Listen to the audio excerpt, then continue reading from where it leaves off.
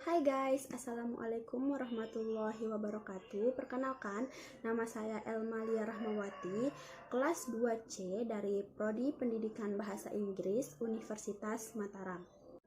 Baik, di video ini saya akan menyampaikan materi tentang Pancasila dan penistaan agama yang ada di Indonesia. Nah, di Indonesia sendiri, kesadaran untuk melindungi agama dan umat beragama terhitung masih sangat lemah. Dengan belum adanya respon memuaskan dari penegak hukum terhadap kasus penistaan Ahok terhadap Al-Quran. Hingga terjadilah aksi damai terbesar dalam sejarah Indonesia yang diikuti sekitar 1 juta orang pada Jumat 4 November tahun 2016 lalu. Kasus korupsi dan kasus kejahatan agama sama pentingnya untuk ditangani, tetapi pejabat, penegak hukum, bahkan presiden mestinya tahu bahwa kejahatan agama itu lebih bersifat sensitif dari kejahatan lainnya. Hukum negara telah mengatur melalui Undang-Undang Nomor 1 PNPS tahun 1965 tentang pencegahan penyalahgunaan dan penodaan agama. Nah, barang siapa yang melanggar undang-undang tersebut maka akan dipenjara selama 5 tahun. Masih saja undang-undang ini disalahgunakan oleh kelompok tertentu, umumnya kelompok mayoritas, untuk mendiskriminasi kelompok minoritas yang ada di Indonesia. Mengapa Islam dan Pancasila dipertentangkan? Nah, adu domba agama dengan Pancasila ini semakin meruncing masalahnya. Pernyataan tersebut dihembuskan oleh Kepala BPIP Yudian Wahyudi dengan mengatakan pernyataan bahwa agama adalah musuh dari Pancasila. Sepanjang sejarah Republik Indonesia setelah dinyatakannya PKI sebagai partai terlarang, baru kali ini oleh kepala lembaga negara yang ada di Indonesia memulai kembali adu domba Pancasila dengan agama.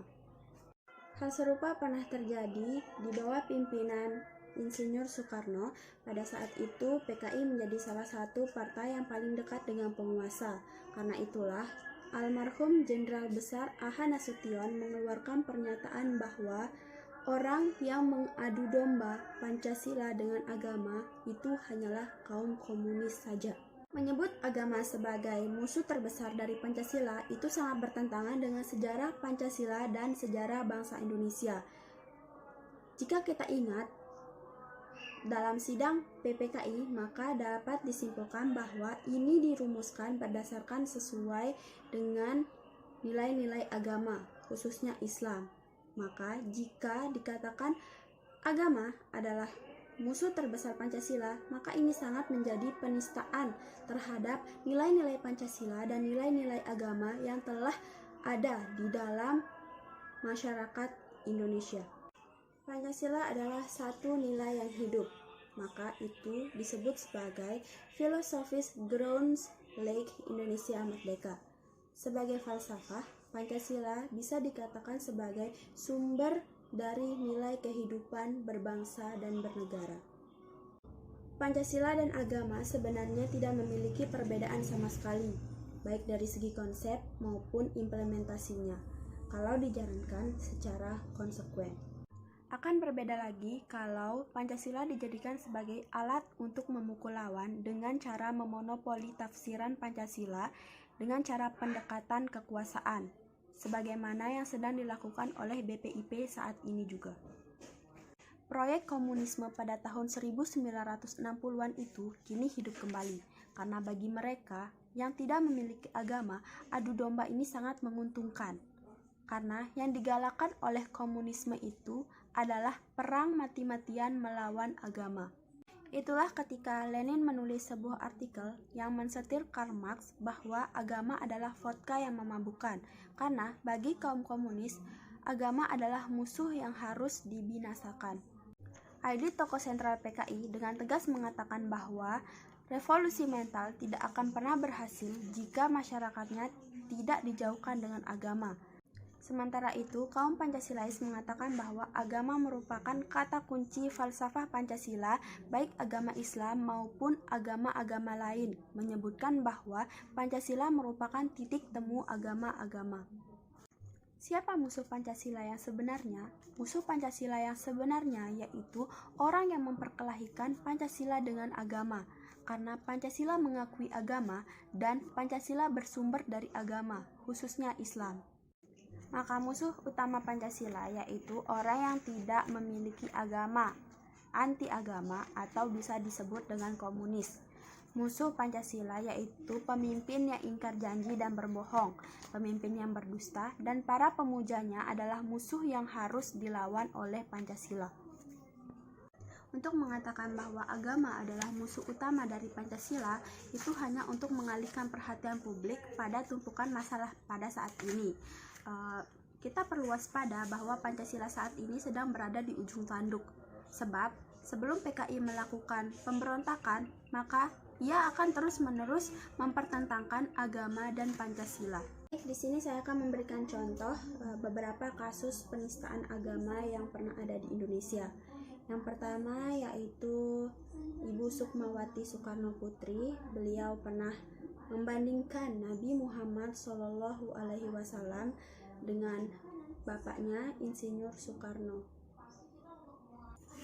Yang kedua yaitu kasus mantan Gubernur DKI Jakarta yaitu Ahok. Yang ketiga yaitu Egy Sujana, yaitu dia menyebutkan bahwa beberapa agama tertentu harus dibubarkan. Yang keempat yaitu komika Ge Pamungkas dan Joshua Suherman tentang penodaan agama.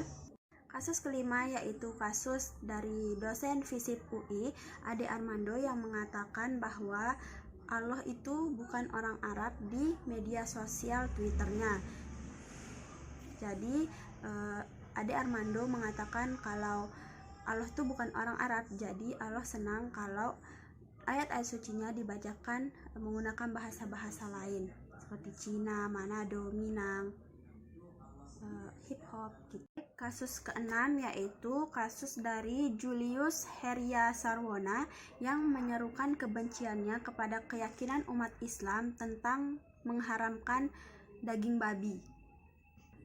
Kasus yang ketujuh yaitu kasus dari Martinus Gulo yang melakukan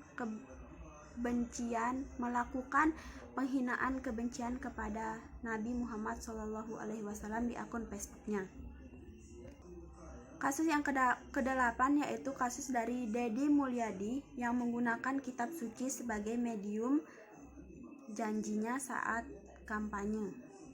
Yang terakhir yaitu orang inisial SM dengan membawa anjing ke dalam masjid pada saat itu. Mungkin kalian pernah nonton videonya saat dia tiba-tiba memasuki masjid dengan membawa anjingnya. Solusi yang dapat dilakukan untuk mengurangi penyalahgunaan undang-undang tentang penistaan agama yang dapat dilakukan oleh pemerintah, baik masyarakat itu sendiri, yaitu dengan masyarakat dapat lebih bijak dalam melakukan penafsiran peraturan dan tidak termakan oleh seruan superioritas sebagai kelompok yang minoritas. Masyarakat juga dapat mempelajari kembali nilai-nilai yang terkandung dalam Pancasila dan melakukannya dalam kehidupan sehari-hari. Pemerintah juga seharusnya mengkaji ulang isi undang-undang tentang penistaan agama tersebut karena isinya yang ranum dan juga dapat membatasi hak-hak kebebasan berpendapat dan beragama. Baik, mungkin hanya itu yang bisa saya sampaikan tentang materi Pancasila dan penistaan agama yang ada di Indonesia. Semoga bisa bermanfaat dan bisa menambah wawasan lagi. Mohon maaf atas kesalahan kata dan mungkin ada informasi yang salah. Saya mohon maaf sebesar-besarnya.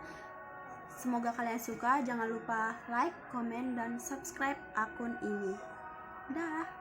Assalamualaikum warahmatullahi wabarakatuh.